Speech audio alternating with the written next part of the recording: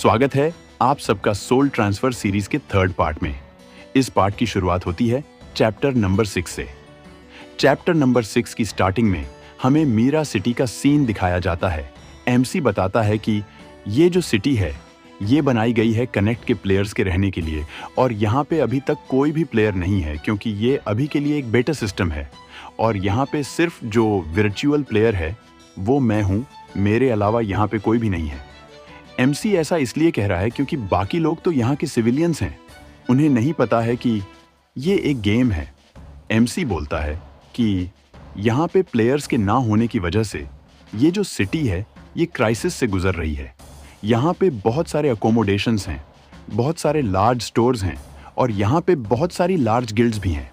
साथ ही साथ बहुत सारी अदर फैसिलिटी भी हैं जो कि प्लेयर्स को डिस्पोर्ट करती है।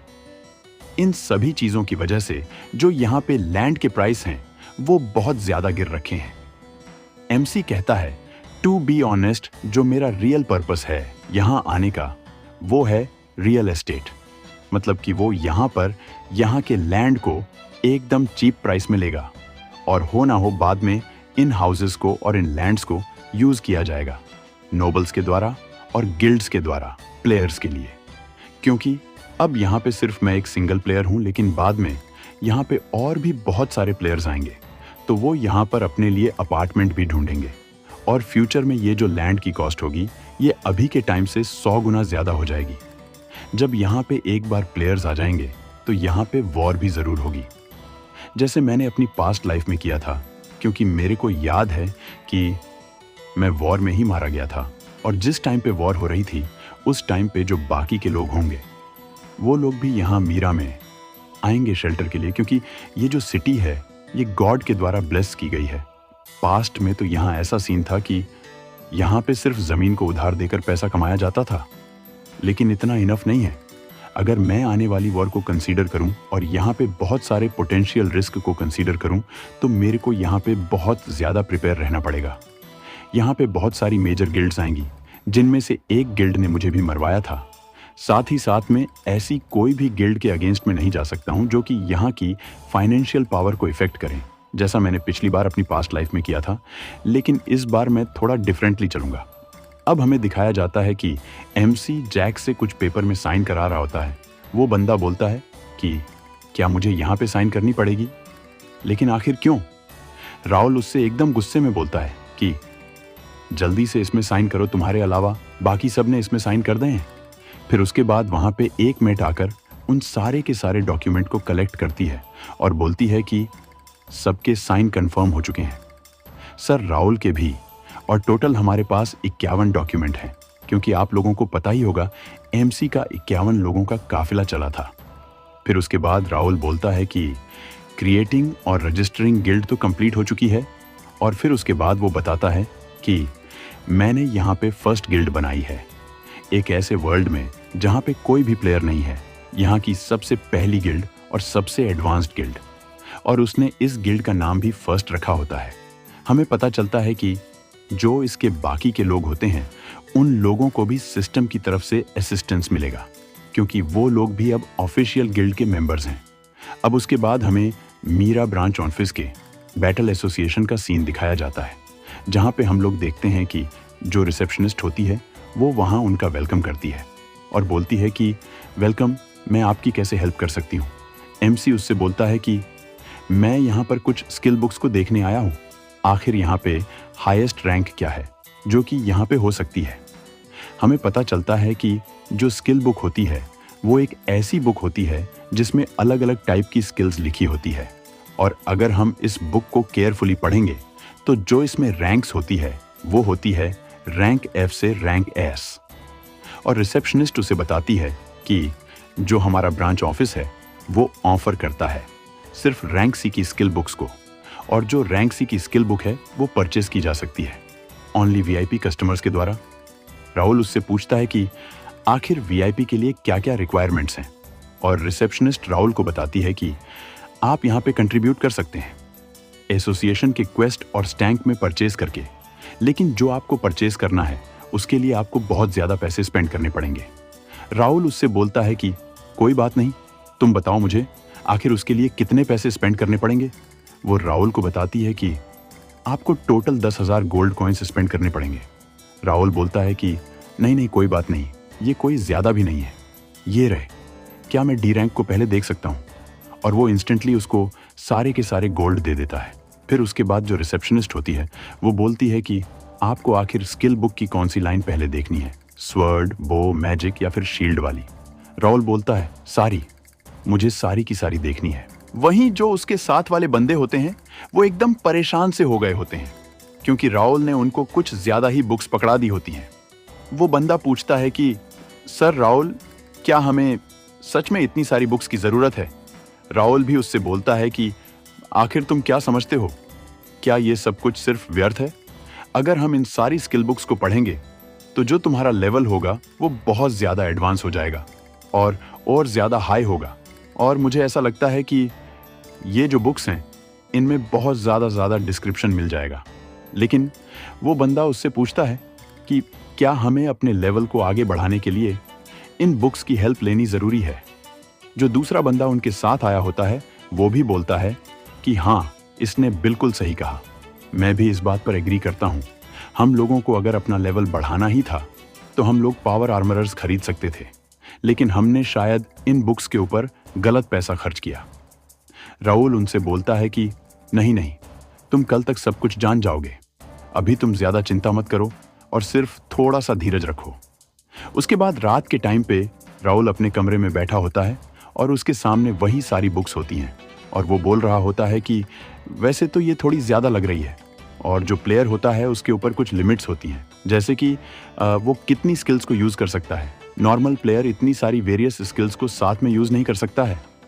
फिर उसके बाद जो राहुल होता है वो अपने सिस्टम को बुलाता है और उससे वो बोलता है कि हे सिस्टम, मुझे एक बात बताओ, जब मैं यहाँ पे राहुल की बॉडी में उठा था तो मेरे पास 2 अननोन आइटम्स थे मेरी इन्वेंट्री में, और आखिर वो आइटम्स क्या थे? और मैं तब उन्हें क्लिक नहीं कर सकता था और ना ही उन्हें यूज़ कर सकता था, लेकिन कल जब मैंने वो क्वेस्ट पूरा किया तो उसके बाद मैं उनको यूज़ कर सकता हूँ। आखिर ये सब क्या माजरा है? और उतने में वहाँ पे कुछ अजीब सा होता है।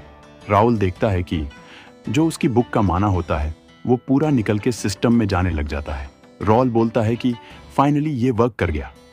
फिर उसके बाद वो बोलता है कि क्या ऐसा कोई तरीका नहीं है कि मैं इन सब का माना साथ में एक ही बार में रजिस्टर कर दूं? और इतने में सारे की सारे बुक्स हवा में आने लग जाती है और जो माना होता है वो सारा का सारा एक जगह पर इकट्ठा होने लग जाता है। वो बोलता है कि क्या आखिर इसने समझ लिया कि मैंने क्या कहा? मेरे ख्याल से ये सब कुछ काम कर गया। और फिर उसके बाद उसका सिस्टम उसे नोटिफाई करता है कि जो उसका क्वेस्ट था स्किल कलेक्टर वाला, वो क्वेस्ट कंप्लीट हो चुका है और उसको जो रिवॉर्ड मिला होता है वो मिला होता है स्किल डेक्स, और भी उसको बहुत सारे रिवॉर्ड मिले होते हैं। और फिर उसके बाद राहुल देखता है कि उसे जो रिवॉर्ड मिले होते हैं उसमें से एक होता है स्किल जिसका नाम होता है कॉपी कैट, यानी कि वो किसी की भी स्किल को शायद कॉपी कर सकता है, जो कि उसकी चांस को इंक्रीज करता है acquiring skills from skill book के लिए। मतलब वो ज्यादा से ज्यादा स्किल्स को किसी भी स्किल बुक से कॉपी कर सकता है, मतलब कलेक्ट कर सकता है। इसकी जो स्किल कलेक्टर वाली बुक होती है उसका ग्रेड बहुत होता है, वो होता है एक्स ग्रेड, साथ ही साथ और भी कुछ होते हैं। अब मैं इतना ज्यादा तो क्या ही रीड कराऊं। राहुल ये देखकर बहुत ज्यादा हैरान हो जाता है और बोलता है कि ये पावर सच में बहुत ज्यादा ओवर पावर्ड है। मैं अब किसी की भी स्किल चुरा सकता हूं और किसी की भी स्किल को यूज कर सकता हूं। और वहीं जो उसको स्किल डेक्स वाला रिवॉर्ड मिला होता है उसके बारे में ये डिस्क्रिप्शन होता है कि ये कोई भी स्किल रिकॉर्ड कर सकता है और उसकी ट्रू पावर को रिगेन कर सकता है। मतलब वो कोई भी स्किल यूज कर सकता है कुछ समय के लिए। करंटली उसने 525 स्किल्स कलेक्ट की होती है। वो बोलता है कि मैं इसे पहले से ही जानता था। वो बोलता है कि ये वही मिथिकल आइटम है जो कि मरने से पहले मुझे मिला था। गाइस, आपको याद होगा चैप्टर 1 में हमने देखा था कि मरने से पहले उसको कुछ मिथिकल आइटम्स मिले थे, लेकिन उतने में वहाँ पे गेम कार्ट्रिज मिली थी और उसका कनेक्शन टूट गया और वो अपने रियल वर्ल्ड में वापस आ गया और वो यही चीज़ें थीं जो कि उसे अब जाके मिली है। वो बोलता है कि बहुत सारे पार्ट्स मेरी पास्ट लाइफ के, जैसे मेरी साइकोकाइनेसिस की ट्रेड और भी चीज़ें मेरे साथ आई हैं, लेकिन जो ओनली चीज़ बची है वो है 3 ग्रेड एक्स ट्रेड्स जो कि मेरी इन्वेंट्री में थे, और साथ ही साथ एक स्पेशल आइटम भी जो कि मेरी इन्वेंट्री में था, वो बोलता है कि मैं कभी सोचता हूँ कि आखिर वो किस टाइप की पावर होल्ड करता होगा। और फिर उसके बाद हमें सुबह का सीन दिखाया जाता है, जहाँ पे हमें पता चलता है कि उसके जितने भी टीममेट्स होते हैं, बाकी के 50 लोग, उन सभी को उनकी स्टेटस विंडो मिल गई होती है। लेकिन वो लोग तो यहाँ के नेटिव पीपल होते हैं, वो लोग प्लेयर्स नहीं होते हैं, तो वो स्टेटस विंडो को पहली बार देख रहे होते हैं और उन सभी को लग रहा होता है कि वो कुछ गोस्ट वगैरह देख लिए हैं और वो बोलते हैं कि हमें जल्दी से प्रीस्ट के पास जाना पड़ेगा। वहीं हमें पता चलता है कि जो राउल होता है वो पूरी रात भर नहीं सोया होता है, क्योंकि वो रात भर स्किल डेक्स को पढ़ रहा होता। और फिर वो बर्नार्ड नाम के एक बंदे से पूछता है कि क्या तुमसे मैंने जैसा कहा था तुमने वैसा ही किया? वो बंदा बोलता है, हाँ, मैंने इन सबको वैसा ही समझाया जैसे आपने मुझे कहा था। फिर उसके बाद राउल उससे पूछता है कि आखिर स्किल बुक कैसी थी, क्या तुमने उसे ट्राई करा? हमें पता चलता है कि ये जो बंदा होता है बर्नार्ड, ये होता है एस्टन फैमिली का सर्वेंट और इवान का सन। ये बहुत लंबे टाइम से काउंटी के लिए काम करता है और इसको इवान ने खुद ट्रेनिंग दी थी। इसकी जो मेमोरी है वो बहुत ज़्यादा ग्रेट है और ये चीज़ों को बहुत जल्दी याद कर लेता है। लेकिन एक और रीज़न है कि मैंने एक्सप्लेनेशन के लिए बर्नार्ड को चूज़ किया, और वो ये है कि उसके पास विंड को कंट्रोल करने की पावर है। मतलब इसको विंड वॉकर की पावर यूज़ करना आता है। उसका स्टेटस होता है लेवल 21 होता है। राउल हमें बताता है कि इसके स्टेट्स तो वैसे कुछ खास नहीं है, लेकिन इसके पास एक ग्रेट टैलेंट है, एक सर्वेंट बनने का। अब उसके बाद राउल बर्नार्ड से बोलता है कि हे बर्नार्ड, चलो रेडी हो जाओ। बर्नार्ड बोलता है, हाँ ठीक है, लेकिन किस चीज़ के लिए? वो बोलता है कि हम यहाँ पे लीव कर रहे हैं। जितनी जल्दी नाइट्स को अच्छी वाली ट्रेनिंग मिल जाए उतनी जल्दी हम ये प्लेस छोड़ देंगे, क्योंकि अब हम जाने वाले हैं गॉड्स डोमेन में, जो कि है कर्स फॉरेस्ट। एपिसोड की स्टार्टिंग में हम लोगों को एक फॉरेस्ट का सीन दिखाया जाता है, जहाँ पे हम लोग देखते हैं कि कुछ गोब्लिन्स होते हैं और वो गोब्लिन हमारे राउल के साथ फाइट कर रहे होते हैं। वो गोब्लिन्स अपनी पूरी पावर के साथ राउल के साथ फाइट कर रहे होते हैं, लेकिन फिर भी राउल को ऐसा लग रहा होता है जैसे इनके जो अटैक्स हैं वो बहुत ज्यादा स्लो हैं। राउल उनसे बोलता भी है कि इतने स्लो अटैक्स से क्या तुम मुझे हरा दोगे? और वो अकेले ही बहुत सारे गोब्लिन्स को निपटा रहा होता है। वो बोलता है कि क्या तुम लोग इतने में ही हार गए? और हम लोग देखते हैं कि वहां पे गोब्लिन्स की पूरी आर्मी आ जाती है।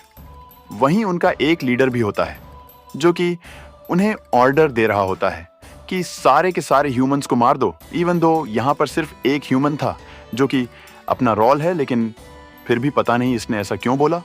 और फिर वो एकदम गुस्से में उन गोब्लिन्स को राउल के ऊपर अटैक करने के लिए बोलता है। वो सारे के सारे गोब्लिन्स उसके ऑन ऑर्डर को फॉलो करते हुए राउल की तरफ को आगे बढ़ते हैं।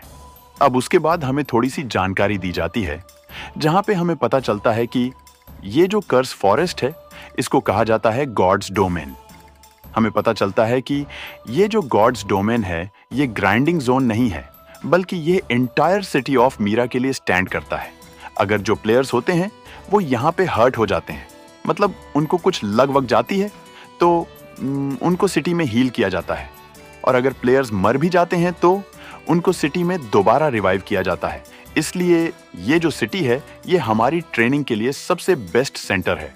और जो यहाँ के फॉरेस्ट हैं, इनकी जो ब्लेसिंग्स है वो मॉन्स्टर्स के ऊपर भी काम करती है। और इसलिए जो यहाँ के मॉन्स्टर्स होते हैं उनको चाहे तुम कितना भी बार मार लो, उनके जो नंबर्स होते हैं वो हमेशा सेम रहते हैं।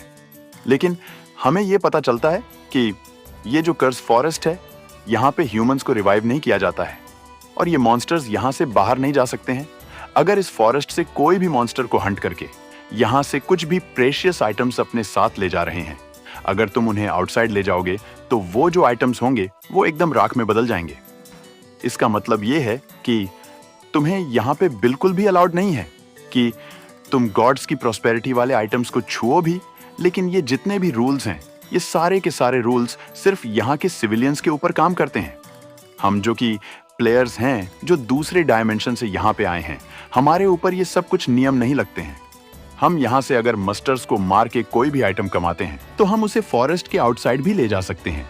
और इसमें हमें सिस्टम का असिस्टेंस है, जहाँ पे वो गोब्लिन मॉन्स्टर्स हमारे राउल के ऊपर अटैक कर रहे होते हैं और राउल अकेला ही उन सारे के सारे गोबलिन्स को निपटा रहा होता है। वहीं जो मॉन्स्टर उन सभी का हेड लग रहा है, वो मॉन्स्टर बोलता है कि आखिर ये कैसी पावर है इन ह्यूमंस के पास। और फिर उसके बाद राउल अपनी साइकोकिनेसिस वाली पावर का भी यूज करता है। आपको पिछली वीडियो में मैंने बताया था कि ये जो पावर होती है, इसकी मदद से वो जो रोल होता है वो कोई भी फिजिकल ऑब्जेक्ट्स को कंट्रोल कर सकता है। अब उसके बाद जो राउल होता है वो उनके सारे के सारे वेपन्स को अपनी पावर की मदद से कंट्रोल करने लग जाता है। तो वो जो हेड मॉन्स्टर होता है वो और ज्यादा हैरान हो जाता है। वहीं हम लोग देखते हैं कि जो हमारे राउल के टीम के बाकी बंदे होते हैं वो सारे भी साइकोकिनेसिस वाली पावर को यूज कर पा रहे होते हैं। अब वहीं उन सभी को राउल से ये ऑर्डर मिले होते हैं कि ये जो मॉन्स्टर्स हैं इनकी बॉडी से ओएंगर को निकालना। और वहीं जो जेक होता है वो बोलता है कि शिट, मैं यहाँ तक मीरा तक सिर्फ ये काम करने नहीं आया था, मुझे तो लग रहा था कि हम जो ट्रेनिंग करेंगे उससे हमारी बहुत ज़्यादा प्रोग्रेस होगी, लेकिन आखिर हमें ये सब क्या करना पड़ रहा है। अब जब वो वहाँ से आइटम्स कलेक्ट कर लेते हैं तो राउल बोलता है कि तुम सभी का शुक्रिया, ये सब कुछ तुम लोगों की वजह से पॉसिबल हो पाया और तुम लोग भी और ज़्यादा स्ट्रांग हो पाओगे जब तुम उन स्टडी बुक्स को पढ़ पाओगे जिसमें कि बहुत सारी स्किल्स को मेंशन किया गया है। और वहीं एक बंदा बोलता है कि हाँ, ये एकदम सही बोल रहा है। और ये वही बंदा है जिसने बुक्स लाते टाइम हमारे राउल से पूछा था कि आखिर तुम इतनी बुक्स का क्या कर रहे हो, तुम इसके बदले आर्मर्स वगैरह भी खरीद सकते थे। और फिर उसके बाद हमें 10 से 15 मिनट पहले का फ्लैशबैक दिखाया जाता है जहाँ पे हमें पता चलता है कि उन बुक्स को पढ़ने के बाद इस बंदे की स्किल्स थोड़ी बढ़ गई और वह एक अटैक से ही उस पूरे जॉम्बी को एकदम आधे में काट देता है। और फिर उसके बाद राउल उससे बोलता है कि क्या अब तुम समझे उस समय मैंने पावर आर्मर की जगह बुक्स को खरीदना ज़्यादा प्रेफर क्यों किया। और वही जो बंदा होता उसको रियलाइज़ हो जाता है। फिर अगले सीन में वो बोल रहा होता है कि मैंने इस स्किल को बहुत ज़्यादा जल्दी सीख लिया, आखिर यंग मास्टर ने इतनी स्ट्रेंज एबिलिटी कहाँ से सीखी होगी। अब उसके बाद वो अपने गिल्ड चैट को ओपन करता है, मतलब वही इन्वेंट्री टाइप की जो कि सारे मेंबर्स के पास अब आ चुकी थी। और वो देखते ही बहुत ज़्यादा हैरान हो जाता है और वो राउल से भी बोलता है कि यंग मास्टर, क्या आपने गिल्ड चैट देखा। और वही जो राउल होता है वो भी एकदम शॉकिंग रिएक्शन में बोलता है, हाँ मैंने भी ये चीज़ देखी, हमें जल्द से जल्द मीरा सिटी में वापस जाना पड़ेगा। और हम लोग देखते हैं कि मीरा सिटी में जो अपने सोल्जर्स होते हैं उनके ऊपर किसी इंट्रूडर ने अटैक कर दिया होता है। उन इंट्रूड्स का जो हेड होता है वो बोलता है कि मेरे लिए ये जानना बहुत ज़्यादा कठिन था कि तुम एस्टन फैमिली के किड्स यहाँ पे जा रहे हो, और वो भी कुछ बंदों को मार रहा होता है। वहीं वो जो बंदा होता है वो बोल रहा होता है कि तुम्हें मेरी बात सुन लेनी चाहिए थी ब्रदर। उनमें से एक बंदा बोलता है कि हाँ, वैसे भी ग्रैंडफादर ने कहा था कि तुम थोड़ा संभल कर रहना। अब हमें पता चलता है कि ये जो बंदा होता है इसका नाम होता है रमोन। और ये जो रमोन होता है ये होता है रेंडाल विस्काउंट का फर्स्ट सन। और इसके साथ में इसका भाई आया होता है जिसका नाम होता है जेरी। और ये होता है रेंडल विस्काउंट का सेकंड सन। और साथ ही साथ जो इसका तीसरा भाई होता है कैले, जो कि रेंडल विस्काउंट का थर्ड सन होता है। ये तीनों भाई अपनी आर्मी के साथ इस जगह पर आए होते हैं। वहीं जिन बंदों को ये पीट रहे होते हैं उनमें से एक बंदा बोलता है कि तुम इस चीज़ के ऊपर बहुत जल्दी रिग्रेट करोगे, जो हमारे मास्टर हैं वो तुम्हें मार डालेंगे।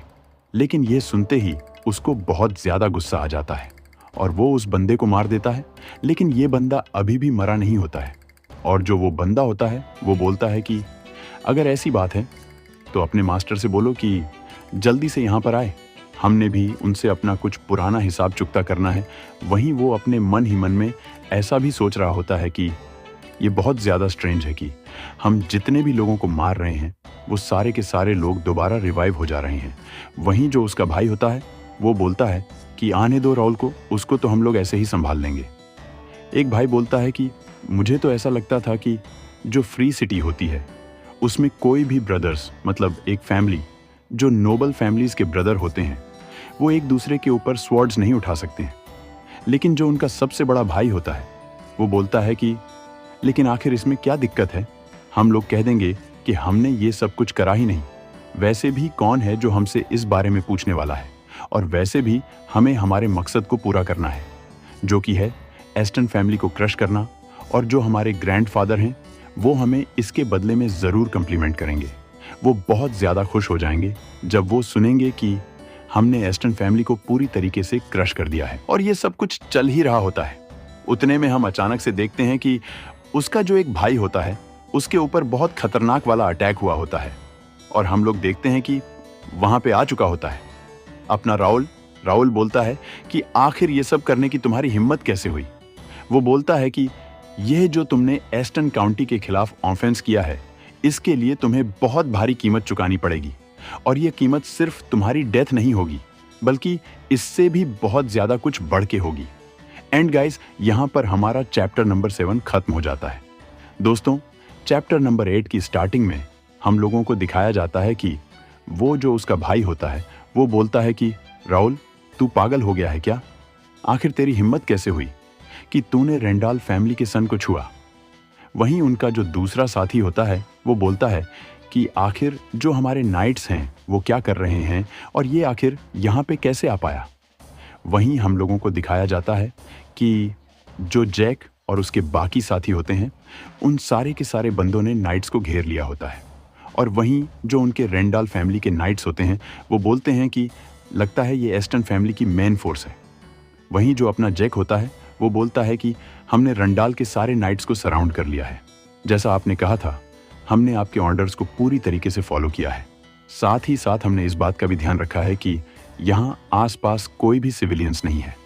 और वहीं जो अपना राहुल होता है वो बोलता है कि ओके, तुम लोगों ने अच्छा काम किया, और ये लोग अपने टेलीपैथिक पावर्स की मदद से एक दूसरे से कनेक्टेड होते हैं। अब उसके बाद जो राहुल होता है वो अपनी साइकोकाइनेसिस वाली पावर्स का यूज करते हुए जितने भी वहां पे उसके घायल जख्मी सोल्जर्स होते हैं उन सभी को हवा में उड़ाता है और बर्नार्ड के पास भेज देता है। वो बोलता है कि बर्नार्ड, इन सबको श्राइन में ले जाओ और इनका जल्दी से जल्दी ट्रीटमेंट करवाओ। उसके बाद राहुल अपनी इन्वेंट्री खोलता है और अपनी सोर्ड निकालते हुए बोलता है कि यहाँ पे जितना भी कूड़ा हो रखा है मैं उसको खुद अपने हाथों से साफ करूंगा। अब उसके बाद हमें थोड़ा बताया जाता है रेंडाल विस्काउंट के बारे में। हमें पता चलता है कि ये जो रेंडाल फैमिली होती है वो सिमिलर होती है एस्टन फैमिली की तरह, और ये लोग रूबन किंगडम के 5 वॉरियर फैमिलीज में से एक फैमिली है। लेकिन जो रेंडाल फैमिली वाले हैं उनकी एस्टन फैमिली के मुकाबले में जो हिस्ट्री है वो बहुत ज़्यादा छोटी है। एस्टन फैमिली की हिस्ट्री बहुत बड़ी है। हमें पता चलता है कि जब 4 वॉरियर फैमिलीज को रीऑर्गेनाइज किया गया था तो जो 5वीं वॉरियर फैमिली थी जिसका करंट लॉर्ड था फैमिली का विस्काउंट हडसन डी रेंडाल, उसने सोर्ड मास्टर स्टेज को हासिल कर लिया था, जिसकी वजह से उन्हें भी वॉरियर फैमिली में गिना जाता है। लेकिन एक फैमिली जिसकी बहुत ज़्यादा शॉर्ट हिस्ट्री है उसकी वजह से अपनी जगह बनाने के लिए बहुत ज़्यादा समय लग गया। उन्होंने कंसिस्टेंटली ग्रेट नाइट्स को प्रोड्यूस रिस्पेक्टेड कंट्रीब्यूशंस, मतलब बहुत ज़्यादा कंट्रीब्यूशन दिए, और साथ ही साथ अपने अपोनेंट्स को भी क्रश किया। और जो अपोनेंट्स थे उन्होंने इनके ऊपर टारगेट किया, और अब जो इनका टारगेट है वो है एस्टन काउंटी। एस्टन फैमिली ने बहुत लंबे समय से कोई भी अपना सोर्ड मास्टर प्रोड्यूस नहीं किया है, जिसकी वजह से इसमें कोई भी रिस्क नहीं है कि इस फैमिली को एजिटेटर दिया जाए। जो एस्टन फैमिली का पॉलिटिकल इंक्लिनेशन है वो भी बहुत ज़्यादा कम है, और जो इन 2 फैमिलीज के बीच में कॉन्फ्लिक्ट्स हैं वो बहुत ज़्यादा हैं, जिसकी वजह से जो रेंडाल फैमिली वाले हैं वो एस्टन फैमिली को एक्वायर करना चाहते हैं। हमें पता चलता है कि रेंडाल फैमिली ने ही बहुत सारे कॉन्फ्लिक्ट्स को स्टार्ट किया, और सभी लोग यही चाहते थे कि जो रेंडाल विस्काउंट वाले वो लोग इसको जीतें, क्योंकि उनके पास बहुत ज़्यादा सोर्ड मास्टर्स हैं, और जो रेंडाल के पीपल हैं वो लोग ये सोचते हैं कि ऐसा सब कुछ दोबारा होगा। वहीं रेंडाल फैमिली का जो एक बेटा होता है वो राहुल की पावर्स को देखकर बोलता है कि आखिर इसकी पावर्स इतनी ज़्यादा कैसे है, और इसने आखिर हवा से सोर्ड कैसे निकाली। अब क्योंकि इसको तो नहीं पता है कि राहुल के पास सिस्टम जैसी भी कोई चीज़ है। अब उसके बाद जो राहुल होता है वो उनके ऊपर अटैक करना शुरू कर देता है। वहीं हमें दिखाया जाता है कि जो उसके बाकी के सोल्जर्स होते हैं वो वहाँ पे बोलते हैं कि यंग मास्टर ने कहा है कि वो उन सब को खुद से संभाल लेंगे, तो सारे के सारे लोग अपनी सोर्ड्स को नीचे रख सकते हैं। वहीं जो अपना एक बंदा होता है वो बोलता है कि क्या वो सच में अपनी सोर्ड्स को नीचे रखने जा रहे हैं? ये सच में बहुत ज़्यादा इंसान है। वहीं जो रैंडान फैमिली के बाकी क्लाउन्स होते हैं वो लोग बोलते हैं कि क्या तुम सच में खुद से हमसे फाइट करने जा रहे हो। ये लोग राहुल से बोल रहे होते। वो लोग बोलते हैं कि ये कोई ट्रेनिंग नहीं है, तुम यहाँ पर अपने सोल्जर्स को बुला सकते हो। लेकिन राहुल उसके ऊपर अटैक करता है और उसके दो हिस्से हो जाते हैं। उसका भाई उससे बोलता है कि हे किले, क्या तुम सही हो? और फिर उसके बाद बोलते हैं अपने नाइट से कि तुम बास्टर्ड्स, आखिर तुम यहाँ पे खड़े होकर क्या कर रहे हो, चलो फाइट करो। वहीं हमें दिखाया जाता है कि उनकी टीम का जो मेन नाइट होता है, वो बंदा बोलता है कि मुझे लगता है अब मैं ऐसे बैठा नहीं रह सकता हूँ। मैं अभी तक शांत इसलिए था क्योंकि मैं नहीं चाहता था कि मैं एक 15 साल के बच्चे को बुली करूँ। लेकिन अब मुझे ऐसा लग रहा है कि अगर मैंने फाइट ज्वाइन नहीं करी तो मेरे सारे के सारे कॉमरेड्स मारे जाएंगे। इस पार्ट को यही एंड करते हैं। लाइक, शेयर एंड सब्सक्राइब करना मत भूलना और भी अमेजिंग वीडियोस के लिए। तो मिलते हैं अगली वीडियो में, तब तक के लिए बाय।